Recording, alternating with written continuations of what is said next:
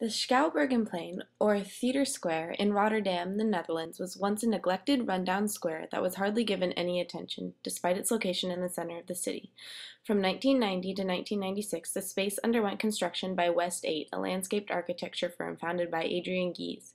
The firm dubbed the urban site as the City Stage because it is raised slightly above street level.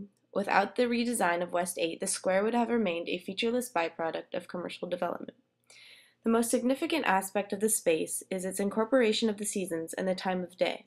The changing path of the sun reflects the design of the Schouwburgplein as light manipulates the different areas of the site. Both the east and the west sides are constructed with material that best works with the level of light that exists in each individual area.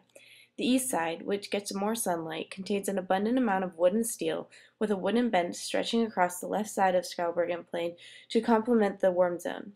The steel panels on the ground are lit from underneath by fluorescent tubes and at night create a glowing sea of light that causes the square to appear as if it were floating. Along the east side of the square are four 35-meter tall hydraulic lighting masts that represent the cranes in the docks of Rotterdam. Compared to inquisitive robots, these structures each have a light on the tip that works with the ground lighting to further the aesthetic experience at night. They are positioned at random and can be changed by the inhabitants of the square, furthering the interaction between the open space and the public.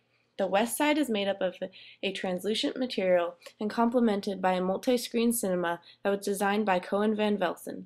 The building provides a different kind of social and cultural focus as it stands alone in the corner of the square. The building is covered in corrugated opalescent polycarbonate sheets, causing it to appear as a free-form Japanese paper lantern at night. The use of light and reflection throughout the site is only reinforced by the cinema, as is the use of public space, with the seating areas and the cafes open at all times of the day. There are several different elements throughout the Schouwburgplein that build off of one another and capture the attention of the passerbys, encouraging them to stay a while. While the space is known to be urban and interactive, it can also be described as industrial chic because of its three ventilation towers that together form a digital time display. The unique structures cater to the needs of the public, with the benches that curve to fit the shape of someone in need of a rest and railings that are ideal for leaning over and watching the movement throughout the square.